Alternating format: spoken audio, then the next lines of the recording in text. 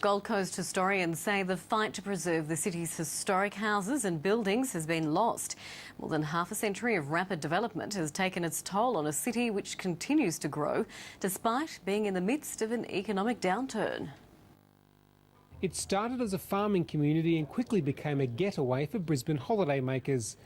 As the city grew, the original properties quickly disappeared, and now it's home to more than 500,000 people. But this is the Gold Coast, and history doesn't seem to have a whole lot of value here. Bob Nancaro spends his time preserving the Gold Coast's cultural heritage. He says they have small victories, but when it comes to property development, it's a losing battle. He says council isn't to blame. They've got to look after the developer too, because that's their income as well. Standing in the shadows of Q1 is Kinkabool, the Gold Coast's first high-rise.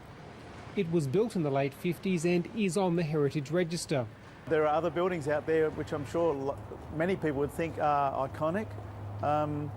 If so, we can evaluate those. The original beach shacks are also making way for newer and larger homes. 57 places are listed on the Heritage Register, and Council says there are plans to add another 20 to the list.